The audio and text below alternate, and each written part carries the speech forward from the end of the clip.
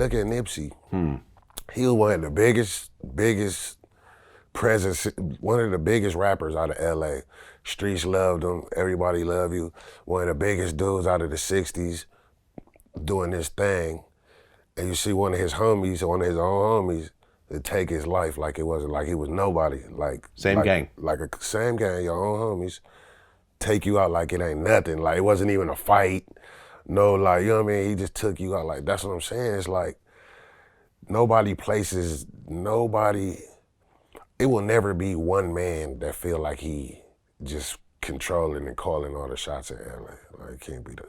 Well, I interviewed, since last time you came in, Melvin Farmer. Yeah, I seen that one. That was a good one too. You like that? Yeah, I like that one. Thank you. He's one of the founders of the Eight Tray Gangster Crips. And he said that he walked away from the Eight Trays because he felt it was anti-black. He felt that most of these black gangs were killing other black people.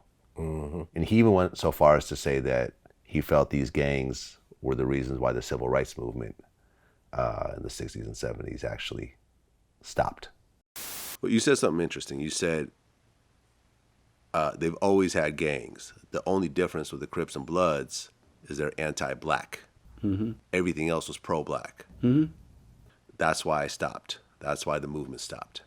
Yeah, the civil rights movement stopped because of Crips and Bloods.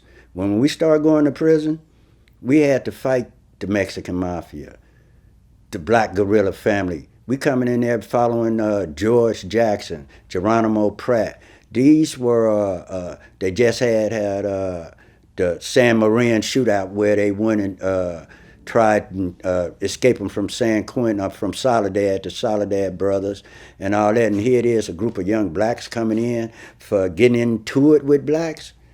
They didn't like that. And that's why he walked away from that. He's still affiliated and so forth, but he doesn't claim that himself because of that reason. Do you agree or disagree? I agree. I completely agree. I just said it. Niggas hate niggas. Like, it's like, I see this like, something could happen. All right, say we get, my hood per se, say we get into it with the Mexicans and then we get into it with some other blacks. For some reason, it's like niggas gonna gear up and go way harder on the blacks and they gonna kind of like look to talk it out or look for ways to smooth it out before they let it go there with the Mexicans. It's kind of like, I don't understand, like, I don't know why, but it's just like, it's like, I see it like even in prison, something could happen amongst the blacks. Somehow a black could do something, they'll be ready to smash him, iron fist, like immediately, the whole dorm, oh yeah, we're gonna smash it, immediately it's gonna happen.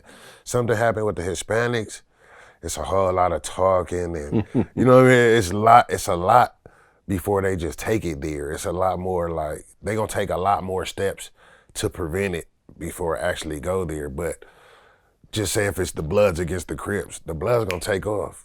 It's just, you know what I mean? Or the Crips gonna come hit the Blood, or you know what I mean, vice versa, whichever way.